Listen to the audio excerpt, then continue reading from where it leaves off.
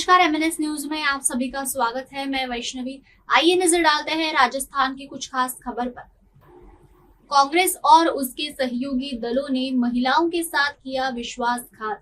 Radha Mohan Agarwal Jodhpur Bharatiya Janata party के राष्ट्रीय महामंत्री एवं राज्यसभा सांसद राधा मोहन अग्रवाल ने जोधपुर में आयोजित प्रेस वार्ता में कांग्रेस और उसके सहयोगी दलों पर तीखा हमला बोलते हुए कहा कि उन्होंने देश और राजस्थान की महिलाओं के साथ विश्वासघात किया है। उन्होंने आरोप लगाया कि जब महिला आरक्षण अधिनियम पारित होना चाहिए था, तब कांग्रेस ने बहुमत में होने के बावजूद इसे टालने का काम किया। उन्होंने परिसीमन के मुद्दे पर कहा कि यह एक संवैधानिक प्रक्रिया है जो प्रत्येक जनगणना के बाद अनिवार्य रूप से होती है। कांग्रेस पर आरोप लगाते हुए उन्होंने कहा कि अतीत में इस प्रक्रिया के साथ छेड़छाड़ कर राजनीतिक लाभ लेने का प्रयास किया गया। राधा मोहन अग्रवाल ने जोधपुर रिफाइनरी को राजस्थान के लिए गेम चेंजर बताते हुए कहा कि 80,000 करोड़ रुपए के निवेश वाली यह परियोजना राज्य की आय में प्रतिवर्ष 5 से 6 करोड़ रुपए की वृद्धि करेगी तथा स्थानीय युवाओं के लिए रोजगार के व्यापक अवसर उत्पन्न करेगी। उन्होंने इसके लिए प्रधानमंत्री नरेंद्र मोदी का आभार व्यक्त किया। ओबीसी महिलाओं के आरक्षण के मुद्दे पर उन्होंने कांग्रेस से सवाल किया कि 1947 से 2014 तक सत्ता में रहने के बावजूद इस दिशा में ठोस कदम क्यों नहीं उठाए गए। उन्होंने कहा कि भाजपा महिलाओं की वास्तविक हिस्सेदारी सुनिश्चित करने के लिए प्रतिबद्ध है। प्रेस वार्ता के दौरान उन्होंने प्रधानमंत्री नरेंद्र मोदी के नेतृत्व की सराहना करते हुए कहा कि उन्होंने अपनी नीतियों से करोड़ों भारतीयों के दिलों में विश्वास जगाया है।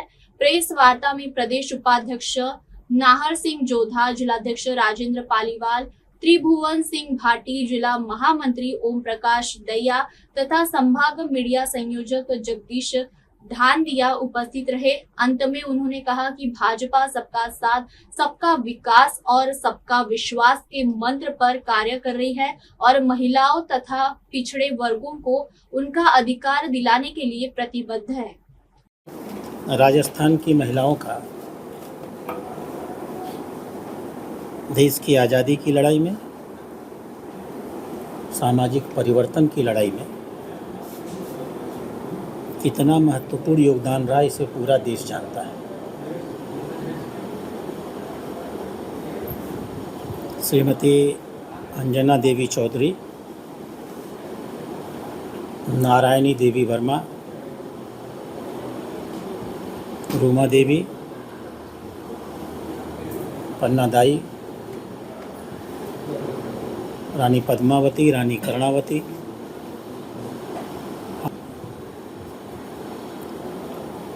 और आज से 3 सदियों पहले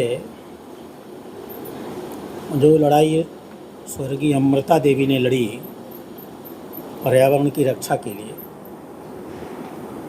मैं राजनीतिक क्षेत्र की वर्तमान महिला नीतियों का नाम नहीं ले रहा हूँ। यह बताता है कि राजस्थान की महिलाएं इस देश में कितनी सशक्त भूमिका का निर्वहन कर चुकी हैं।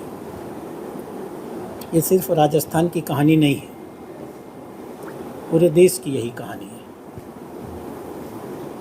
ये देश का दुर्भाग्य था कि जब देश आज़ाद हुआ तो लोगों ने कह दिया कि कुछ परिवारों के द्वारा देश को आज़ादी दिलाई गई। ये कह दिया गया कि न जाने कितने भाइयों ने, न जाने कितने पतियों ने, न जाने कितने पिताओं ने इस देश की आज़ादी के लिए अपना बलिदान किया, जबकि सच था कि न जाने कितनी पत्नियों ने, न जाने कितनी बहनों ने और न जाने कितनी महिलाओं ने, जिनकी संख्या लाखों के बराबर थी, देश की आज़ादी लड़ाई लड़ी थी। और हमें इस बात का बहुत दुख है जब महिलाओं को उनका हक देने का समय आता है तो अधिकांश उन्हें पीछे ढकेल दिया जाता है। हम आभारी हैं अपने प्रधानमंत्री नरेंद्र मोदी जी के, जिन्होंने बहुत शिद्दत के साथ ये महसूस किया कि महिलाओं के सक्रिय योगदान और नेतृत्व के बिना देश की राजनीति पूरी हो, इसकी कल्पना नहीं की जा सकती। और वह नारी शक्ति वंदन अधिनियम लेकर के आए। जब उन्हें महसूस हुआ कि नारी शक्ति वंदन अधिनियम के अंतर्गत महिलाओं को आरक्षण हो सकता है, हम नहीं कह रहे हैं कि नहीं होगा, हम तो करेंगे ही, उन्हें लगा कि हो सकता है कि 2029 के चुनाव आते आते परिसीमन की प्रक्रिया पूरी न हो पाए, तो उन्होंने प्रयास किया विगत दिनों कि हम थोड़ा परिवर्तन करके 2026 के सेंसस पर निर्भर होने की जगह हमारे पास जो अंतिम सेंसस है हम उसके आधार पर परिसीमन करा करके महिलाओं के आरक्षण जल्दी के जल्दी दे सकें। लेकिन यह दुखद और शर्मनाक था। पूरे देश की महिलाओं के साथ और राजस्थान की महिलाओं के साथ कांग्रेस के नेतृत्व में इन दलों ने बहुत बड़ा विश्वासघात किया है। यह अधिनियम जो पारित होना चाहिए था, हम बहुमत में हैं। दुर्भाग्य ये था कि यह बहुमत के आधार पर नहीं हो सकता था, ये 2/3 मत के आधार पर होता। 2/3 बहुमत हमारे पास रहा होता तो अब तक हम इसको कर चुके होते। उन्होंने इसे पास नहीं होने दिया। मैं इन समस्त राजनीतिक दलों की घोर निंदा करता हूँ। महिलाओं की पीड़ा का हम लोगों को एहसास है। पूरे देश में महिलाएं अपने आक्रोश को व्यक्त कर रही हैं और हम उन्हें आश्वस्त करते हैं कि हमने वादा किया है 2029 तक देने का, हम प्रयास करेंगे। एक प्रयास को धक्का लगाया है इन कांग्रेस की पार्टी के और उनके साथियों ने, लेकिन हम थकेंगे नहीं, हारेंगे नहीं और महिलाओं को उनका अधिकार देकर रहेंगे। अन्य कोई भी बात किसी भी संदर्भ में आप पूछना चाहते हो तो पूछ सकते हैं। रिफाइनरी को लेकर क्या जानना चाहते हैं? रिफाइनरी देखिए, तैयारियां ये एक सबसे बहुत बड़ी रिफाइनरी बनने जा रही है। 9 मिलियन मीट्रिक टन पर एनम का उत्पादन होगा। 80,000 करोड़ का निवेश हो रहा है। राजस्थान की आय जो मुझे अंदाज है 5 से 6,000 करोड़ प्रतिवर्ष राजस्थान की अपनी आय बढ़ने वाली है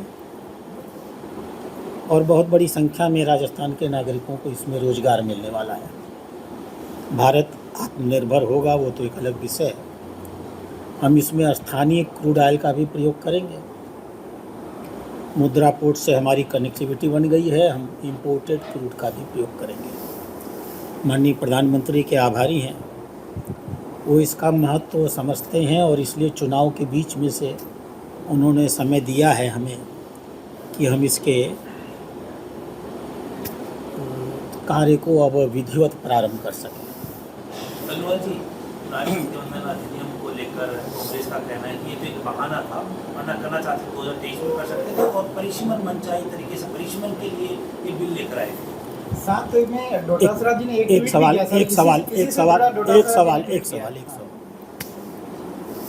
परिसीमन आयोग इस देश में पहली बार नहीं बन रहा है। 1952 में परिसीमन आयोग बना था, 1962 में बना था, 1972 में बना था। उस समय कांग्रेस की सरकारें थी। परिसीमन आयोग एक संवैधानिक व्यवस्था है। हर सेंसस के बाद परिसीमन होना ही संवैधानिक नियम है। अब कांग्रेस ने चूंकि इन 3-4 परिसीमनों में अपने मन से खिलवाड़ किया है,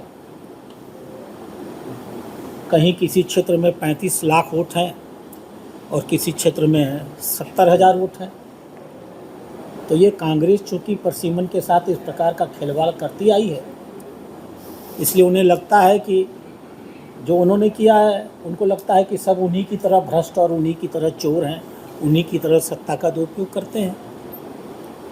हम तो इस तरह से काम करते नहीं। हमने तो कहा ही है कि परिसीमन हम इसलिए ला रहे हैं कि सारे देश की भी लोकसभाओं में एक समान मतदाता हो। अब नदी के एक ओर भी लोकसभा होगी, नदी के दूसरी ओर भी लोकसभा होगी, पहाड़ के एक ओर भी लोकसभा होगी और पहाड़ के दूसरी ओर भी वही लोकसभा होगी। यह जो राजनीतिक तंटेबाजी कांग्रेस ने इस देश में आज तक की है 65 साल में, अब हमें मौका मिला है कि हम व्यवस्थित करके सही करें और उनकी असलियत जनता के सामने ला दें। सर देश और दुनिया की तमाम खबरों के लिए देखते रहिए MNS न्यूज। आप देख रहे हैं MNS न्यूज, सच जरूर।